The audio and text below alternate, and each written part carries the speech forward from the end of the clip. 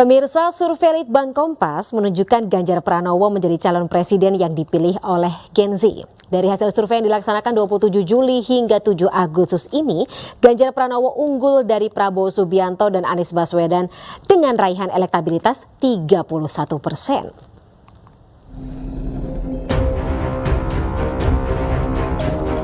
Pendaftaran calon presiden dan wakil presiden semakin dekat. Elektabilitas tiga bakal calon presiden pun semakin terlihat. Terbaru dari hasil survei Litbang Kompas menunjukkan calon presiden dari Partai Perindo, Ganjar Pranowo, unggul di kalangan Gen Z. Dari hasil survei yang dilakukan Litbang Kompas di 38 provinsi, elektabilitas Ganjar Pranowo berada di angka 31%, disusul Prabowo Subianto 28,2%. Sementara Anies Baswedan berada di posisi terakhir dengan 8,2%. Survei Litbang Kompas ini melibatkan 1.364 responden dipilih secara acak dengan metode pencuplikan sistematis bertingkat. Pengambilan data dilakukan pada rentang waktu 27 Juli hingga 7 Agustus 2023 menggunakan metode wawancara tatap muka. Adapun toleransi kesalahan atau margin of error di kisaran 2,65%.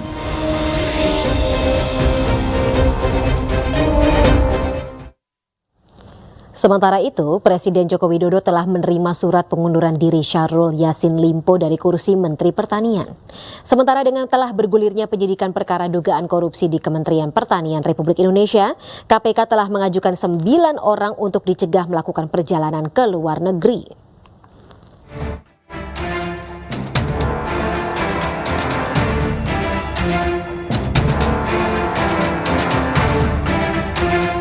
Presiden Jokowi menerima surat pengunduran diri Syahrul Yassin Limpo yang diserahkan melalui Mensesnek Pratikno.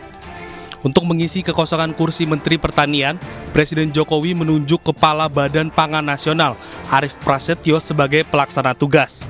Surat pengunduran diri dari Pak Menteri Pertanian ya sudah saya terima dan pagi tadi sudah ditindaklanjuti, sudah saya tanda tangani juga. Siapa Pak penggantinya mungkin untuk Pak Mentan kan mengundurkan diri?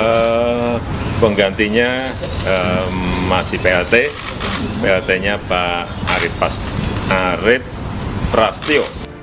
Penunjukan Arief Prasetyo untuk mempermudah koordinasi antara Kementerian Pertanian dengan Kementerian Perdagangan Bulog dan Perdagangan Pangan Nasional. Ditanya mengenai isu reshuffle, Presiden Jokowi mengatakan akan dilakukan secepatnya, namun enggan menyebutkan sosok pengganti Syahrul Yassin Limpo. Presiden Jokowi menyerahkan persoalan hukum yang kini menjerat Syahrul Yassin Limpo kepada KPK. Sementara itu, dengan telah bergulirnya penyidikan perkara dugaan korupsi di Kementan RI, KPK telah ajukan 9 orang untuk dicegah melakukan perjalanan ke luar negeri. Saat ini KPK telah mengajukan cegah agar tidak bepergian ke luar negeri terhadap 9 orang.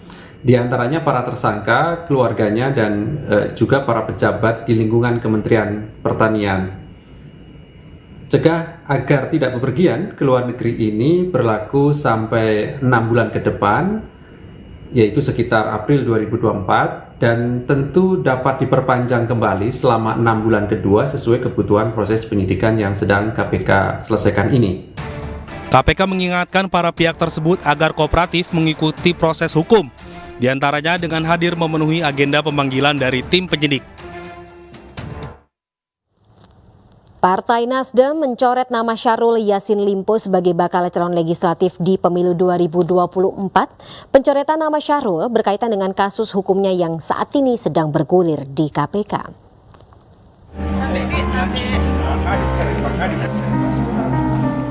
Kasus hukum Syahrul Yassin Limpo yang bergulir di Komisi Pemberantasan Korupsi membuat Partai Nasdem mencoret politisi asal Sulawesi Selatan ini dalam susunan daftar calon tetap legislatif DPR RI 2024 daerah pemilihan Sulsel 1.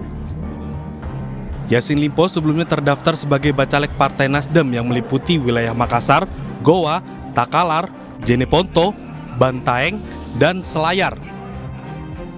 Syahrul Yassin juga digantikan oleh Wakil Wali Kota Makassar, Fatmawati Rusdi. Untuk itu, Fatmawati telah mengajukan surat pengunduran diri sebagai Wakil Wali Kota kepada Menteri Dalam Negeri. Jadi lebih ke momentum tahapan proses demokrasi yang sudah terjadwal, ya kan? Dan persyaratannya saya harus mundur. Sebelumnya, dalam daftar calon sementara DPR RI, daerah pemilihan Sulsel 1, nama Syahrul Yassin Limpo mendapat nomor urut 1. Dari Makassar, Sulawesi Selatan, Leo Muhammad Nur, iNews melaporkan.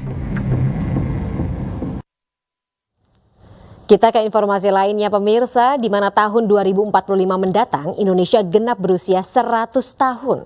Pada masa itu ditargetkan Indonesia telah menjadi negara maju, modern dan berdaulat. Untuk mewujudkan visi Indonesia Emas 2045, MNC Group menggelar MNC Forum ke-72 untuk membahasnya agar dapat bersinergi bersama pemerintah dalam membangun bangsa.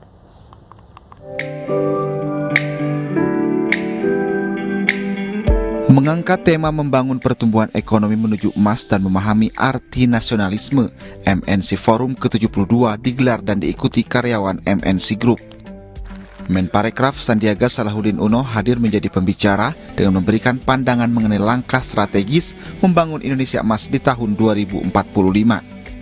Langkah strategis diantaranya percepatan infrastruktur, pertumbuhan ekonomi, peningkatan kualitas manusia, penguatan institusi dan kebijakan pemerintah. Pertumbuhan ekonomi itu bisa kita capai jika kita bisa meneruskan agenda-agenda pembangunan dengan mempercepat beberapa transformasi. Salah satunya adalah digitalisasi dan industrialisasi atau garis miring hilirisasi yang kita harapkan meningkatkan output dan kontribusi sektor industri. Beliau paham apa yang dibutuhkan Indonesia. Itu komentar besarnya ya. Jadi apa yang harus dibangun, apa yang harus dikembangkan ya supaya Indonesia itu jangan masuk ke middle income trap seperti Argentina contohnya, sehingga tujuan Indonesia Emas 2045 menjadi 5 besar dunia dari besaran ekonominya itu bisa kita wujudkan. Dalam kesempatan ini, HT juga membahas mengenai pemahaman nasionalisme, terutama dengan 4 pilar dasar berbangsa berdasarkan Pancasila dan Undang-Undang Dasar 1945 agar dapat ikut berkontribusi dalam mewujudkan Indonesia Emas 2045. Dari Jakarta, Megalatu Damar Wicaksono, iNews melaporkan.